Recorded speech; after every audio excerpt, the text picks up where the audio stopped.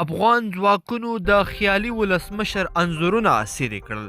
د افغانستان په ولسمشریزو ټاکنو کې دا ناکام نومان عبدالله هغه انځورونه چې د منتخب ولسمشر نوم ورته لیکل شوی و نن په بغلان ولایت کې افغان ځواکونو څیرې کړل.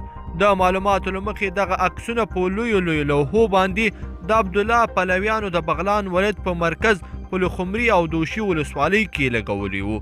یو شمېر سرچینې بیا دا هم وایي چې د عبدالله پلویانو غوښتل چې د دې ولایت لپاره والي معرفي کړي، خو د افغان ځانګړو ځواکونو له لوري د شدید مخالفت سره مخ کړی شو.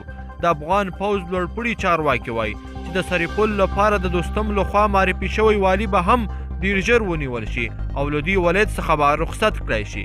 عبدالله او پلویان یې په ټاکنو کې له سترې ماتې وروسته په دې هڅه کې دي چې په هېواد کې حالت تر کړکېچ پورې بوځي او په ځانګړې توګه په شمالي ولایتونو کې حالت ترنګری کړي. خو د عبدالله مخالف او د بلخ پخواني والي عطا محمد نور هم د ولسمشر غني په ملاتړ خبر ورکړی دی چې له هغه له یو سفره بیرته خپل ځای ته ستون شوی دی چې ژر به په شمالي ولایتونو کې حالات سم کړی شي.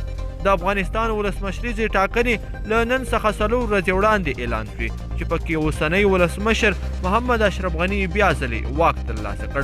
ولسمشر غني د یوې پراخې غونډې په ترڅ کې خپله بریا اعلان کړه او خپلو سیالانو ته یې پر خطاب کې وویل چې نوره سیالۍ پای ته ورسېده او هغه د 15 کلونو لپاره بیا ځلې د افغانستان ولسمشر اعلان کړی شو. ګرانو لیدونکو، په دې هیله چې دغه ویډیو به مو خوښه شوې وي. که مو خوښه شوې وي نو درسره لایک یې کړئ او ملګرو سره یې هم شریک کړئ.